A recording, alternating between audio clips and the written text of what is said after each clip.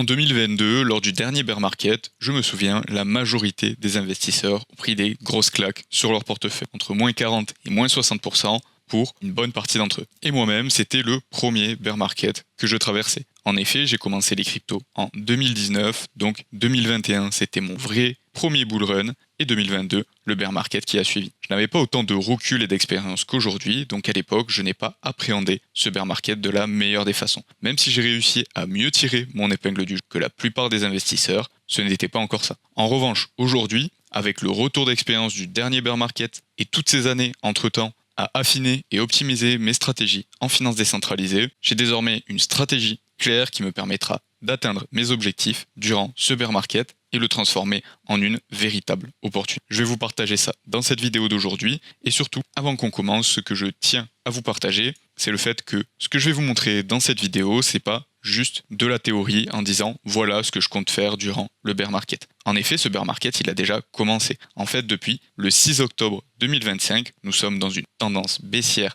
qui n'est pas la correction qu'on a l'habitude de voir en quelques semaines de moins 40%, mais on a quand même une vraie tendance baissière. On a perdu depuis ce moment-là à peu près moins 50, moins 60%. Là, on voit sur la charte de l'Ethereum, on peut également regarder la charte du Bitcoin, c'est pareil, moins 45%, moins 46%. Et même fin janvier, début février, on a encore connu une nouvelle chute de 40%. Donc vraiment, on y est dans ce bear market. Et si ça marche maintenant, il n'y a pas de raison que ça ne marche pas pour la suite. Donc qu'est-ce que c'est que ce plan? Eh bien, le voici. Déjà, la première chose qu'il faut définir pour un plan, ce sont les objectifs. Car en effet, un plan, c'est juste un ensemble de stratégies, d'outils et d'opportunités qui vont nous permettre d'arriver à ces objectifs. Si on n'a pas de cible, d'objectif, on avance à l'aveugle. Donc moi, mes objectifs pour ce bear market, c'était dans un premier temps de mettre en place ma stratégie et d'accumuler de la data pour ajuster mes allocations. C'est-à-dire ma répartition entre les différentes stratégies. Ça, c'est des choses que j'ai déjà fait durant les derniers mois, en fin d'année 2025 et en janvier 2026.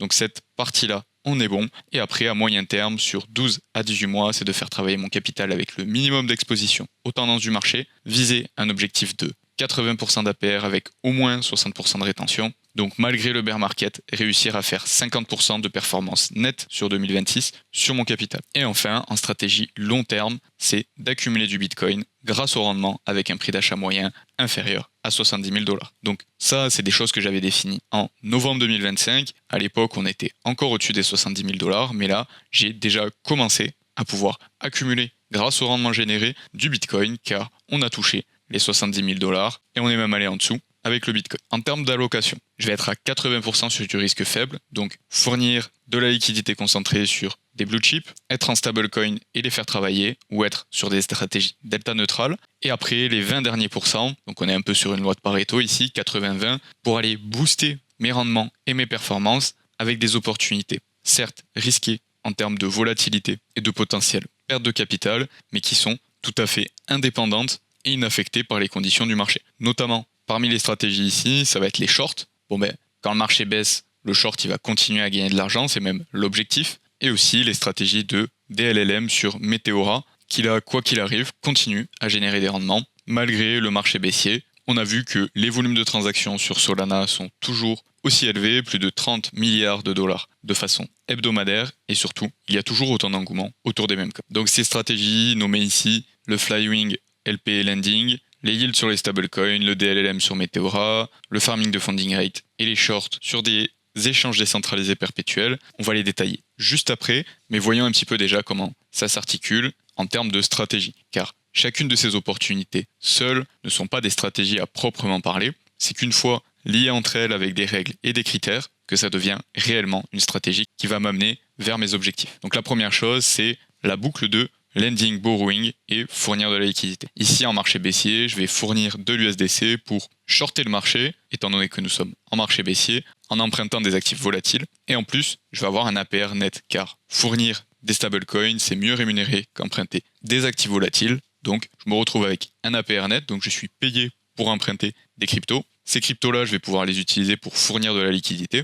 Et le potentiel retracement que ces cryptos que j'ai empruntés et que je mets dans mes pools de liquidité peut subir est limité par deux choses. Le fait que je vais fournir des cryptos systématiquement avec des stablecoins et le fait que mon capital initial soit protégé en stablecoin aussi. Donc ça fait un effet de short sur le marché, on y repassera plus tard. Une fois que je fournis de la liquidité, j'essaie d'aller chercher au moins du 60% d'APR. En ce moment, on peut trouver bien plus assez facilement car il y a beaucoup de volume, mais je me projette plus loin sur le long terme au sein du bear market. Quand on sera au creux de la vague, il y aura moins de volume et donc moins de rendement pour les LP. Après, je collecte les frais et soit je fais une boucle où je viens remettre les USDC collectés grâce au rendement en lending et on répète, soit si le Bitcoin est en dessous des 70 000 $, on vient acheter du Bitcoin.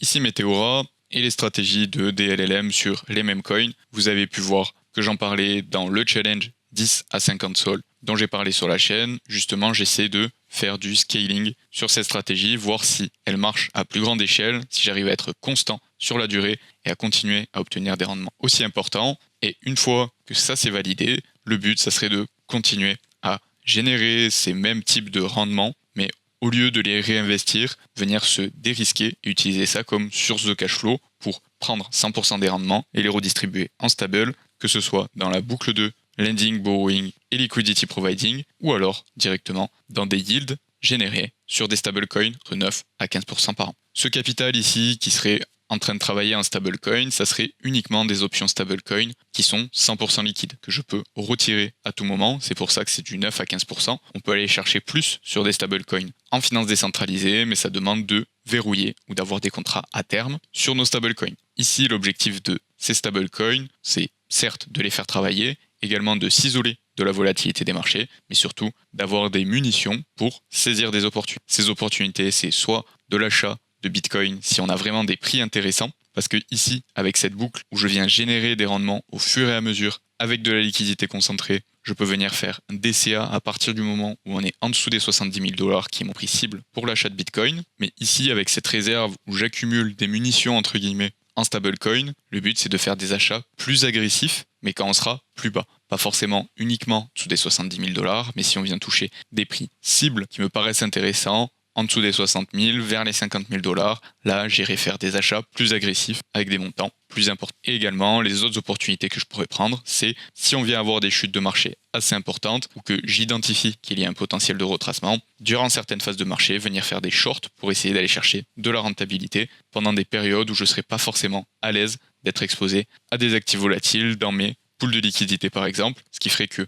durant cette période, si je ne suis plus dans des pools de liquidité, ou en tout cas que je réduis mon risque sur ces dernières, je ferai peut-être moins de rendement de ce côté-là, ce que je viendrai essayer de compenser avec des shorts. Et enfin, les funding rates, c'est un test pour l'instant, d'essayer d'aller chercher des rendements assez intéressants parce que on en parlera après, mais il y a des avantages, tout comme des inconvénients, sur cette opportunité. Donc j'essaie de voir un petit peu si ça correspond à mon profil d'investisseur, si c'est quelque chose que je peux approfondir et intégrer pleinement à cette stratégie, ou si c'est quelque chose qui n'est pas forcément pour moi. Ce qui est ok aussi, on n'est pas obligé de tout faire. Les opportunités, il y en a plein, c'est bien de les avoir dans sa boîte à outils, d'avoir plusieurs cordes à notre arc, mais on n'est pas obligé de toutes les saisir, parce que sinon on s'éparpille, on a plus de mal à gérer correctement notre portefeuille et nos stratégies. Ce qu'il est important de faire, c'est de sélectionner des opportunités pour les intégrer à notre stratégie, qui servent nos objectifs et qui sont en adéquation avec notre profil de risque et notre profil d'investisseur en termes de gestion également. Et avant d'aller voir un peu plus en détail chacune des composantes de cette stratégie et à quoi elles servent, comment on les met en œuvre, etc.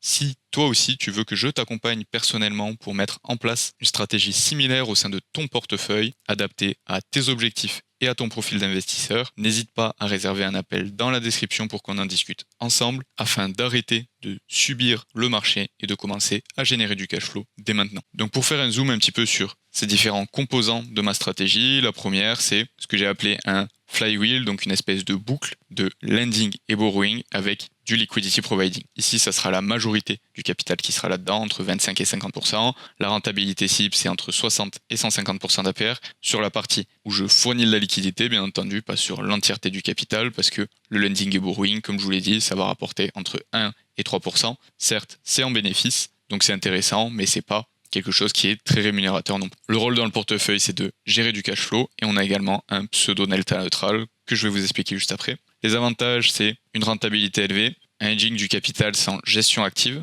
Les faiblesses, c'est qu'on n'a qu'une partie du capital au travail, étant donné que pour éviter la liquidation sur son portefeuille, on va venir mettre entre 30 et 50% du capital qu'on va pouvoir emprunter pour déployer en liquidité. Et donc, il n'y a que ce capital-là qui travaille réellement, car le reste est, comme je vous l'ai dit, à 1 à 3%. Les solutions pour faire ça, c'est Aave et Morpho pour faire le lending et borrowing, et après Crystal, Vifat et bien d'autres, tous les échanges décentralisés en direct pour fournir la liquidité. Qu'est-ce que j'appelle du pseudo data neutral? C'est ce que je vous disais plus tôt, on va venir fournir en collatéral du stablecoin, USDC par exemple, emprunter des actifs volatiles comme l'Ethereum, utiliser cet Ethereum pour fournir de la liquidité entre un actif volatile et un stablecoin, ça peut être Ethereum USDC. Et le but ici, c'est si j'ouvre une position qui est à 40% en Ethereum, 60% en USDC, et que l'Ethereum fait moins 15%, ma pool de liquidité va se retrouver à 75% en Ethereum et 25% en USDC. J'aurais perdu à peu près 9% dans ma pool de liquidité. Par contre, mon lending et borrowing, qui est un short sur le marché, indirectement, lui sera en positif de 6%. Donc je ne suis pas delta neutral à proprement parler, c'est-à-dire que je subis quand même la volatilité du marché, mais 70% de la perte est absorbée et c'est 100% passif. Donc c'est ça qui est intéressant, ça vient faire un effet tampon pour limiter la volatilité, en plus des rendements bien sûr qu'on va générer et qui vont pouvoir également compenser la perte de capital. Donc c'est une bonne façon de continuer à faire du cash flow, tout en, si jamais il y a une baisse, venir limiter l'impact de cette baisse sur notre capital. Parce que bien entendu, quand les prix oscillent pendant certaines périodes, si on revient sur la charte de prix par exemple de l'Ethereum, ici entre fin novembre et fin janvier, il ne s'est rien passé. Donc ici, on collecte des frais, on profite de la volatilité, mais sans avoir d'impact sur notre capital. En revanche, quand ça commence à retracer, deux choses importantes à faire, avoir défini des automatisations de sortie pour sortir automatiquement de sa position et ne pas subir la totalité de la baisse. Et là, à ce moment-là, si on a mis une automatisation et qu'on ressort à 100% en USDC, je vous en parlais dans une vidéo précédente où je vous expliquais un petit peu les automatisations, comment je les utilisais et pourquoi ça avait changé mon approche de la liquidité concentrée grâce à Crystal principalement. Quand l'Ethereum va faire peut-être moins 15%, moi, je vais sortir à moins 10% de ma pool et je vais me retrouver à 100% en USDC. Donc les 5 derniers pourcents, ce que je dois rembourser sur mon emprunt sur Aave ou Morpho, va continuer à baisser de 5%, là où le capital que j'ai emprunté, lui, ne baissera plus. En plus de ça, j'aurai les rendements que j'ai collectés dans la pool de liquidité. Donc tout ça, ça fait que finalement, je subis que très peu la perte entre ce short du marché via le lending et borrowing, le fait que mon capital est dans une pool de liquidité avec des USDC qui perd moins de capital et qui perd moins en valeur que ce que je dois rembourser dans le lending et borrowing, et le fait que j'ai des automatisations de sortie, tout ça, ça me fait un système assez robuste pour me protéger de la volatilité. Ensuite, les yields en stablecoin, on a deux choses. On peut soit faire du looping sur Pendle ou Jupiter, on peut utiliser ZeFi par exemple, ou alors ma solution de cœur, c'est Legit Yield que je vous avais déjà présenté sur la chaîne, qui est en sous-jacent en euros, qu'on ne subit pas le taux de change euro-dollar ni l'inflation américaine, et on a 9% fixe, donc c'est quand même assez rémunérateur et assez intéressant. Et ici, il n'y a pas d'histoire de faire des loops ou quoi, c'est 100% liquide et 100% instantané pour sortir et rentrer. Donc ça, c'est assez intéressant. Les risques ici, ça peut être du smart contract, du DPEG, et surtout le fait que les rendements sont pas très intéressants, mais par contre, on n'a pas de volatilité, c'est 100% passif et on n'a aucun risque directionnel. Donc ça, comme je vous l'ai dit, le rôle dans le portefeuille, ça va être de pouvoir avoir des munitions, de la liquidité à disposition pour rentrer de façon opportuniste sur des shorts ou de l'achat de Bitcoin. Ensuite, le funding rate, c'est assez complexe, c'est de l'arbitrage non directionnel avec des shorts et des longs. On vient être payé par les funding rates. L'avantage, c'est que c'est 100% delta neutral. Il n'y a aucun risque directionnel parce qu'on short et on long le même actif. Le potentiel de rentabilité, il est élevé. J'ai vu des opportunités déjà à 600% d'APR, 300% d'APR, 200% d'APR. Après, la faiblesse, c'est la gestion active. On doit être d'astreinte en quelque sorte parce que les opportunités sont courtes et les funding rates entre les différents perpdex évoluent de façon constante. J'ai des opportunités qui ont duré que 6 heures avant de changer, du coup je devais venir les ajuster. Certaines autres qui durent 3-4 jours. Donc ça, c'est pour ça que je parle encore de faire des tests parce que j'ai pas trouvé de solution pour automatiser le fait que ma stratégie soit positive ou négative, que les funding rates me payent ou que ce soit moi qui les paye. Il n'y a pas vraiment d'outils pour se mettre des alertes là-dessus, donc il faut être assez actif, pas vraiment sur la gestion parce qu'il n'y a rien à faire, mais sur une espèce de surveillance, une espèce de veille pour savoir si l'opportunité est toujours bonne. Les solutions pour mettre ça en place, forcément, c'est Hyperliquid, Aster, Lighter. Et après, les recherches, je les fais via FundingView, Perp Screener. Si c'est quelque chose qui vous intéresse, on pourra faire une vidéo dédiée. Sur Meteora, on va passer assez vite parce que j'ai une série, un challenge dédié sur la chaîne où je vous en parle plus en détail. Mais ici, en gros, on a un potentiel de rentabilité complètement fou. On peut faire 10 000% d'APR, mais par contre, on peut perdre la totalité de notre capital aussi parce qu'on est sur des mêmes coins. Le but, c'est de générer du cash flow, quoi qu'il arrive, parce qu'il y a du volume sur les mêmes coins, il y a de l'engouement sur les mêmes coins, même quand le marché se casse la gueule. Donc ça, c'est un gros avantage. La décorrélation par rapport au cycle macro. Pour l'instant, j'ai eu des plutôt bons win rate et des plutôt bons résultats sur les tests que j'ai pu faire jusqu'à présent. Et j'essaie, avec le challenge que je vous partage sur la chaîne, de voir si c'est possible de faire ça à l'échelle, de façon constante, sur le long terme. Après, en termes de faiblesse, c'est que c'est une approche assez ressemblante à celle du trading. Il faut être beaucoup plus actif par rapport à fournir de la liquidité, mon approche habituelle qui est assez passive avec des automatisations, etc., où je fais rien pendant des jours et je viens juste vérifier 5 minutes dans la journée si tout va bien. Là, par contre, il y a beaucoup plus d'investissement en termes de charge mentale, entre guillemets, ou de stress que ça peut provoquer. C'est pas fait pour tout le monde. Le fait d'avoir ces swings très volatiles, le fait que, inclus dans la stratégie, on est censé être en perte à un moment avant de compenser cette perte avec les rendements et un éventuel petit pump à la remontée. Donc ça, tout ça, c'est des choses qu'il faut gérer. Il y a beaucoup de mental sur cette approche et la gestion de ces stratégies. Ne pas être trop gourmand, savoir prendre ses take profits, essayer de systématiser son approche. Donc ça, c'est sur Meteora, sur Solana, et on verra l'évolution un petit peu avec le challenge. Et enfin, la dernière, bon, là, pas grand chose à dire. Short perpétuel, ici, rentabilité potentielle, on peut faire plus de 100, plus 300%. On peut également tout perdre parce qu'il y a un risque de liquidation. Donc ça, c'est la faiblesse principal, c'est le potentiel risque de liquidation à partir du moment où on met un effet de levier sur notre capital. Ça, c'est libre à chacun de voir l'effet de levier et la conviction qu'on a vis-à-vis au mouvement du marché. Les avantages, c'est bien entendu la rentabilité et que c'est une bonne solution quand s'exposer au marché est compliqué avec les autres types d'opportunités. Là, on peut shorter ce marché qu'on pense baissier ou trop volatile pour nous. Et là, encore une fois, la solution, c'est d'aller sur des échanges décentralisés perpétuels dont on a l'embarras du choix en ce moment, étant donné que avec Hyperliquid qui a montré la voie, énormément de DEX se lancent au fur et à mesure. L'autre chose dont je voulais vous parler, et ça me fait penser, le funding rate farming, l'autre avantage que j'ai pas cité ici, qui peut être aussi intéressant, c'est que quand on fait ces opportunités d'arbitrage de funding rate, on vient ouvrir des shorts, mettre du levier, générer des transactions et du volume. Et des fois, on fait ça sur des perp DEX qui sont assez récents, voire directement sur Hyperliquid. Et il y a des potentiels airdrops auxquels on peut participer et profiter, accumuler des points pour ces derniers. Et donc ça peut toujours faire un petit bonus en termes de rentabilité. Si on est éligible, on reçoit un petit billet. Donc voilà un petit peu pour mon système, ma stratégie en bear market. Je vous ai délivré un maximum de valeur dans cette vidéo. J'espère que ça vous aura plu. N'hésitez pas si vous avez des questions à me les poser en commentaire, à mettre un petit pouce bleu pour que le plus de personnes puissent voir ça, parce que je pense que ça peut vraiment aider pas mal de gens à structurer leur approche et à voir qu'est-ce qu'il est possible de faire pour continuer à générer du cash flow, quelles que soient les conditions du marché. S'il y a des sujets qui vous intéressent et que vous voulez qu'on approfondisse, dites-le moi. Et sur ce, je vous dis à la prochaine.